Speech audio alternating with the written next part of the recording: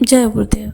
स्वामी जी महाराज ने बताया, आज भारतवर्ष में लाखों नर नारियां प्रतिदिन नाम रूपी रॉकेट पर सवार होकर चंद्रलोक, सूर्यलोक, गंधर्वलोक, ईश्वरलोक, ब्रह्मलोक तक खरबों मील 1 सेकंड में चले जाते हैं और उन दिव्य लोकों में घंटों विहार करने के बाद 1 सेकंड भी नहीं लगता है और स्मृति लोक में वापस लौट आते हैं। ऐसा रॉकेट प्रत्येक स्त्री पुरुष के पास में है, किंतु बेचारे नहीं जानते हैं।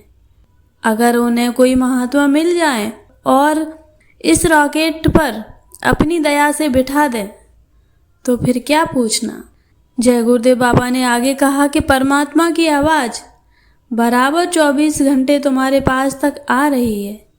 इसी को नाम, शब्द, कलमा, आकाशवाणी कहते हैं। यह एक सीढ़ी है जो परमात्मा तक सीधी चली जाती है। यह वह रॉकेट है जिस पर चढ़कर खरबों मील तक तुम चले आओ और चले जाओ। यह वह रॉकेट है जिस पर चढ़कर खरबों मील तक तुम चले जाओ और लौट भी आओ। तुम्हारे जाने और आने में 1 सेकंड का भी समय मुश्किल से लगेगा। ऐसे रॉकेट पर तुम्हें वही बिठा सकता है जो इस पर बैठा हुआ हो। तो नाम के भेद को जानने वाले महात्मा ही तुम्हें ऊपर के लोगों की सैर करा सकते हैं।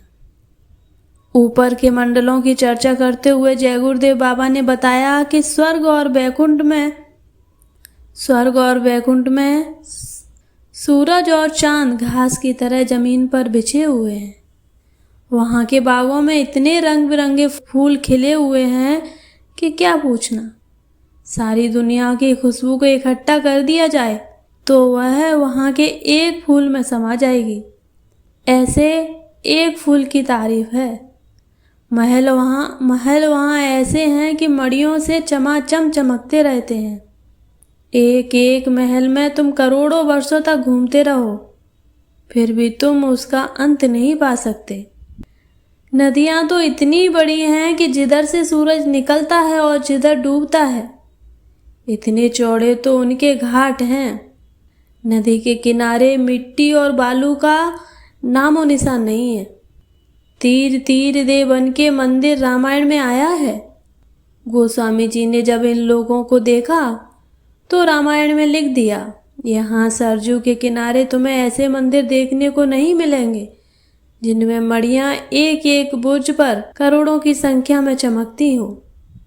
राम की अयोध्या जिसका जिक्र रामायण में आता है, वह तुम्हें आज भी देखने को मिल सकती है, बशर्ते कि तुम्हारी वह दिव्य आँख जो तुम्हारे दोनों आँखों के पीछे है वो खुल जाए।